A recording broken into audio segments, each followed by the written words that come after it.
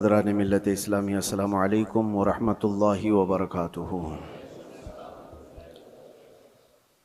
अल्हम्दुलिल्लाह अल्हम्दुलिल्लाहिल हन्नानिल मन्नान अल्लज़ी खलक़ल इंसान व अल्लमहुल बयान। किसी ने एक हदीस भी सोशल मीडिया पर नश्र करके बहुत वायरल किया था, उस पर भी मैं आपसे गुफ्तगू करूँ।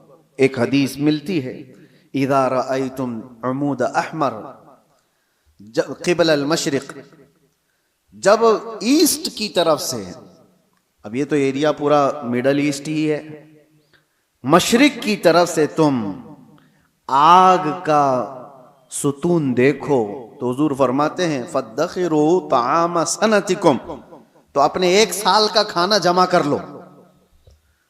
और उसमें हदीस में यह भी कहा गया है इज़ा रअयतुम उमूद अहमर उमूद नारिन अहमर, ऐसा हदीस के अल्फाज हैं, फी शहरी रमजान। हदीस में यह मिलता है कि रमजान के महीने में जब मशरिक की तरफ तुम आग उगलती हुई देखो तो अपने साल भर का खाना पानी जमा कर लो। अब एक तरह से इस हदीस पर जो कलाम है वो भी मैं अर्ज कर दूं।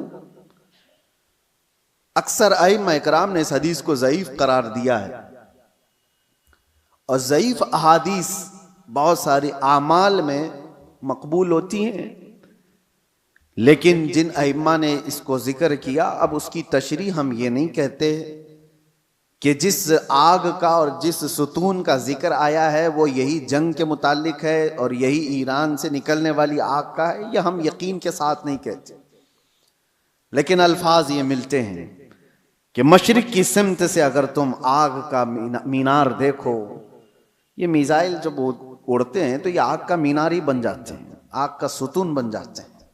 बहरहाल बहुत सारी अलामात ऐसी हैं मेरे अजीजों, जिससे ये अंदाजा तो है कि ये आपस में दुनिया को तबाह करेंगे, ये ताकतें टकराएंगी और दुनिया को तबाह करेंगी।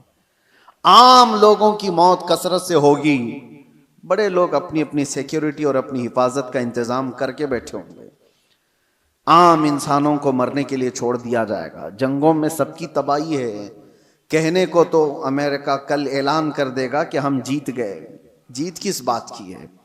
क्या इंसानों के हजारों कत्ल के बाद कोई जीतता है? इधर भी कत्ल उधर भी कत्ल, और इंसानों की मौत के बाद विनर किसको कहा जाता है?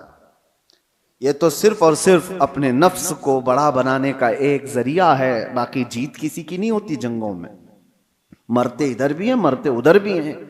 हाँ, इतना है कि इधर कम मरे उधर ज्यादा मरे, लेकिन मौत तो है। तो ना हक जो लोगों का कत्ल होता है और इंसान इसमें मारे जाते हैं, ये सिर्फ और सिर्फ ताकतों के टकराव से है। मैं आपसे एक बात अर्ज कर रहा हूं, अंदाजा करो कि अगर दुनिया ने तुम्हारे सप्लाई चेन की नस को थोड़ी देर के लिए रोक लिया तो तुम क्या करोगे? एक वक्त वो आएगा जब मुखबिर सादिक सल्लल्लाहु ताला अलैहि वसल्लम ने फरमाया कहत इतना ज्यादा हो जाएगा कि लोग एक दूसरे का गोश्त खाने की कोशिश करेंगे। कहत साली ऐसी आ जाएगी, सारी कहत साली। किसको कहते हैं कहत?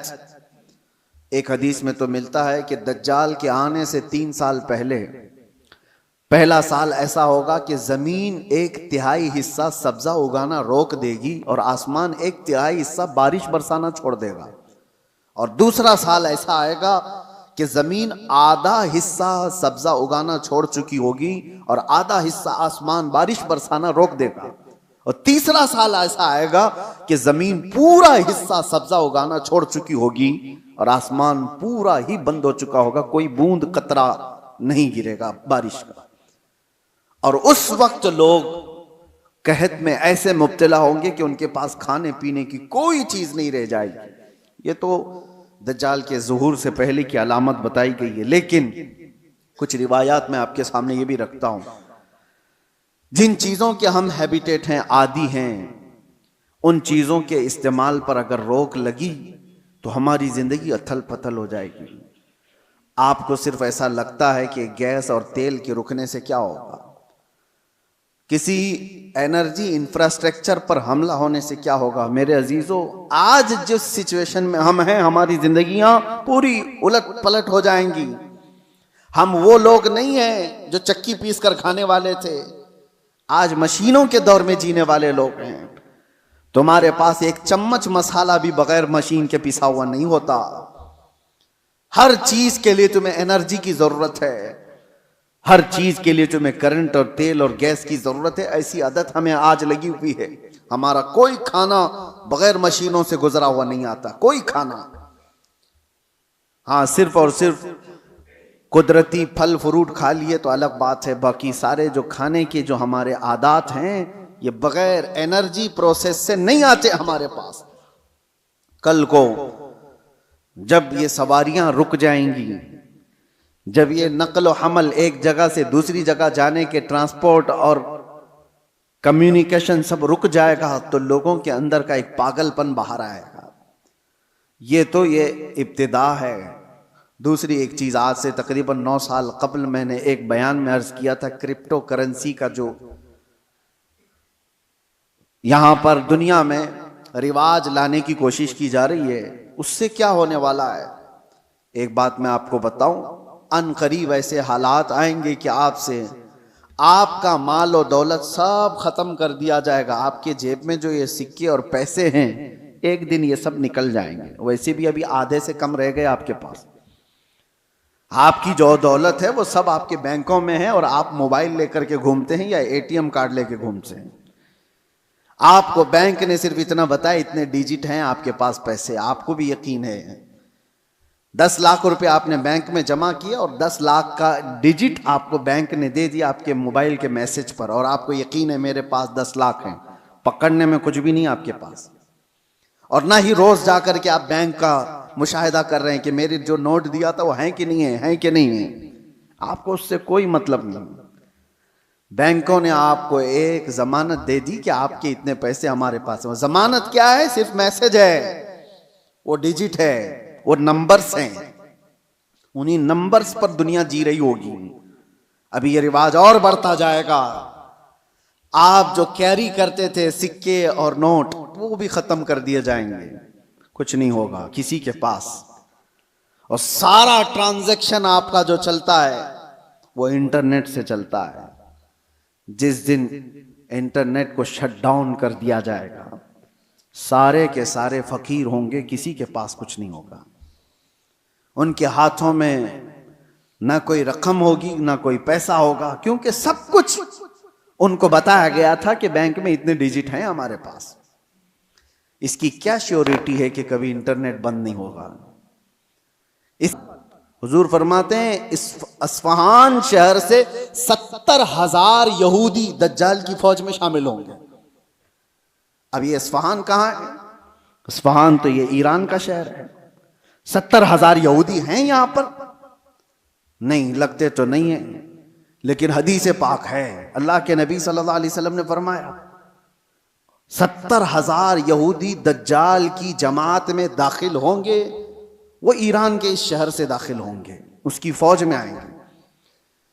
हो सकता है लोग मेरे इस बयान को यूं कह रहे हो कि ये ईरान के खिलाफ बोल रहे हो। मेरे अजीजों, आज जिन हालात और जो कैफियत को हम देख रहे हैं, हम मजलूमों के साथ खड़े, जालिम के साथ कभी नहीं खड़े होंगे। इस्लाम की खासियत है ये, जालिम के साथ कभी नहीं खड़े होंगे। जालिम अमेरिका है, जालिम इजराइल के यहूदी हैं। पूरी दुनिया को इन्होंने जुल्म की चक्की में पीसा है। लेकिन ईरान की जो कैफियत होगी, 70,000 यहूदी वहां से निकलेंगे और दज्जाल की जमात में आएंगे, तो इतना लगता है कि गालिबन ईरान पर यहूदियों का ऐसा कब्जा होगा, तभी तो वहां 70,000 यहूदी होंगे। वो दौर आएगा। आज जिस हाल दौर ऐसा आ जाएगा कि जहां से दुनिया शुरू हुई थी वो घोड़सवारी थी, सवारियां थी। लड़ाई के दौर भी तलवारों के थे, नेज़े और भाले के थे, मिसाइल और ये सारे जेट तैयारे नहीं थे। इसीलिए एक मशहूर साइंसदान आइंस्टाइन की बात मैं कोई अपने हवाले के लिए या मेरी तायीद के लिए नकल नहीं कर रहा हूं, लेकिन मशहूर है जमाने में। उसने कहा था 3rd वर्ल्ड वॉर कैसे होगी ये मुझे पता नहीं, लेकिन फोर्थ वर्ल्ड वॉर होगी तो लकड़ियों से लड़ी जाएगी। तो उससे पूछा गया ऐसा क्यों? कहा थर्ड वर्ल्ड वॉर में दुनिया इतनी तबाह कर देंगे ये लोग न्यूक्लियर पावर से कि कुछ बचा ही नहीं होगा, और बाद में जो लोग बचे होंगे वो लकड़ियों से लड़ेंगे। या उसके अपने प्रिडिक्शन हो सकते हैं, मैं अपनी तायद में नहीं कह रहा हूं, लेकिन हदीस है पाक, हुजूर पाक सल्लल्लाहु तआला अलैहि वसल्लम फरमाते हैं। और ये एक हदीस ये भी है कि दज्जाल जिस गधे पर सवार होगा, वो भी हदीस में उसका जिक्र है कि वो 1 मील तक एक कदम रखेगा, और उसकी भी सवारी का जिक्र है। अब वो कौन सी सवारी है उसका जिक्र आया है हदीसों में। तो हम हदीस के जाहिरी माने को भी देखते हैं, और हो सकता है उसका बातिनी कोई और माना हो, लेकिन जब तक हदीस जाहिर में समझ में आती है उसी पर हम अमल करते हैं। आखिर जमाना शायद वैसा आने वाला हो, इसलिए मेरे अजीजों, बहुत तरक्की पर जो आज उरूज पर लोग नाज करते हैं, शायद दुनिया उनको पटक देगी, दुनिया उनको वापस उनके नशे के गुरूर को मट्टी में मिलाकर रख देगी। आज जिनके पास पेट्रोट मिसाइल हैं, जिनके पास चांद में जाने की सलाहियत, जिनके पास मरियन पनडुब्बियां ऐसी के समंदरों को चीर करके निकलने वाली सारे हथियार, सब कुछ था इनके पास, लेकिन जिस दिन ये सारी टेक्नोलॉजी मार दी जाएगी, खत्म कर दी जाएगी, ये किसी और के जरिए से नहीं, तुम आपस में मार लोगे एक दूसरे को। तुमने भी हथियार बनाए, हमने भी हथियार बनाए, दोनों मार लेंगे, एक दूसरे को खत्म कर देंगे। फिर जीने का सलीका वही होगा जो इंसानों के इब्तिदाई जमाने में था। इंसान दुनिया में जिस तरह से बगैर लिबास के सादा सा आया था, उसी अंदाज से फिर जीने का तरीका सीख लेगा और दुनिया वहीं पर आ जाएगी। और एक हदीस हुजूर पाक सल्लल्लाहु तआला अलैहि वसल्लम ने आखिरी वक्त के मुतालिक जो फरमाया कि क़यामत जब आएगी तो क्या हालत होगी उस वक्त, और हुजूर ने फरमाया सिर्फ शरीर लोगों पर, कुफ्फार और मुशरिकीन पर क़यामत आएगी, ईमान वाले खत्म हो चुके होंगे, हत्ता कि काबा शरीफ भी जला दिया जा चुका होगा। हदीस पाक में मिलता है काबा को खत्म करने वाला एक हबशी शख्स आएगा, कुरान उठा लिया जाएगा रुए जमीन से, ईमान वाले पूरी दुनिया पर नहीं होंगे जब क़यामत आएगी। और क़यामत आने के वक्त, ऐन वक्त जो सूर फूंका जाएगा, उस वक्त लोग क्या कर रहे होंगे? उस वक्त हुजूर फरमाते हैं कि सब अपने अपने कामों में मशगूल होंगे।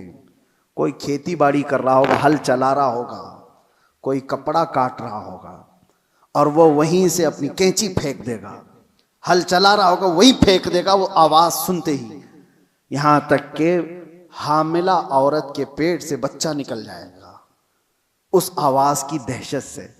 दूध पिलाने वाली मां अपने बच्चे को फेंक देगी। ये जो हदीस में है, वहां पर भी दुनिया की बड़ी तरक्कियात का जिक्र नहीं है।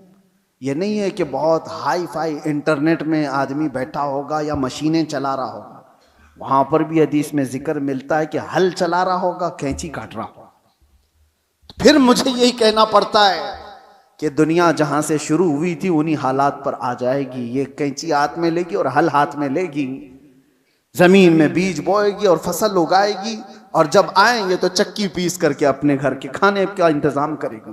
बहरहाल जो भी हालात हैं, हम दुनिया के आखिरी वक्त पर आ चुके हैं। और एक ये भी बात मैं कह करके जाता हूं, बाज बुजुर्गों ने फरमाया इमाम मेहदी कब जाहिर होंगे, तो उसके मुतालिक बुजुर्गों ने फरमाया जब सारे मोमिनीन दुआ करने लग जाएं कि ऐ अल्लाह इमाम मेहदी को जाहिर फरमाते, तो अल्लाह तबारक व तआला करीब है कि उनको जाहिर फरमाएगा। लेकिन आज की सिचुएशन ये है, मैं देखता हूँ हम सारी दुआएं करते हैं, क्या मोमिनीन की आम जमातें इमाम मेहदी के जाहिर होने की दुआ करते हैं? कहीं ये दुआ का भी रिवाज आम हो जाए कि अल्लाह इमाम मेहदी को जाहिर फरमाते। जब ये दुआ कसरत से होने लगी कि वो आ जाएंगे इमाम मेहदी के जाहिर होने की। और दूसरी हदीस ये भी है, यदहालुन नासु, हुजूर फरमाते हैं अन जिक्री दज्जाल, दज्जाल का जिक्र करना लोग छोड़ चुके होंगे, उलमा मिंबरों से बयान करना खत्म कर चुके होंगे, तब दज्जाल आएगा। जब तक दज्जाल के बारे में अवेयरनेस होगा लोगों के दरमियान, दज्जाल नहीं आएगा।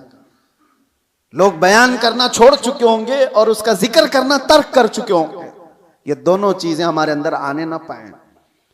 अल्लाह तबारक व तआला हम सबको आखिरी ज़माने की फितनों से महफूज फरमाए। आज जो होने वाले हालात हैं उसके लिए आप अपने अपने इंतज़ामात में, लोग आज अपना राशन पानी सब जमा कर रहे हैं, मैं कहता हूँ अपना ईमान भी जमा करके रखो, अपने आमाल और अपने अकीदे की हिफाजत करो। कल के आने वाला दौर, एक दिन 2 दिन रोटी ना खा करके अगर आप रह भी जाओगे लेकिन ईमान के बगैर दुनिया से जाओगे तो हमेशा जहन्नम में जलाए जाओगे। ईमान की हिफाजत भी आज उतनी ही ज़रूरी है, इसलिए कि आदमी जब मुसीबतें आती हैं तो इनकार खुदा कर बैठता है, वो लोगों के पीछे चल भागता है। वो दौर आएगा जब लोग अपने माल की तरफ तुम्हें बुलाएंगे, तुम्हारे पास होगा कुछ नहीं तो भागोगे उनके पास, अपना ईमान भी बेच दें, सब कुछ, कि मुझे मेरे बच्चों को खिलाना है, मैं आज इसके पास जाऊंगा, इसके पास माल है, इसके पास खाना पानी है, इसके पास राशन है, ये सब कुछ दे रहा है। ये कहा गया कि दज्जाल रोटियों के पहाड़ लेकर चलेगा। जब दुनिया में कहत होगा, लोग खाने के मोहताज होंगे और दज्जाल के पास ग़िज़ा के पहाड़ होंगे, चल रहे होंगे साथ में, दुनिया भूखी उसके पीछे लपक जाएगी कि रोटियों का पहाड़ इसके साथ है। तो खाने का जखीरा जिसके पास होगा, दुनिया पागल की तरह उसकी तरफ लपक जाएगी। तो आने वाला दौर अगर कहत का है तो आप ये भी ईमान रखो कि जहां खाना बट रहा है वहां ईमान वाला नहीं जाता, जहां मेरे मुस्तफा की मोहब्बत बट रही है भूख को तर्क करेगा, मेरे आका के कदमों को इख्तियार करेगा। अल्लाह ताला हमें हुजूर के कदमों में जिंदगी अता फरमाए, ईमान के साथ जिंदा रखे और ईमान के साथ इस दुनिया से उठाए। व आखिर दावाना अनिल हम्दुलिल्लाहि रब्बिल आलमीन। अस्सलामु अलैकुम।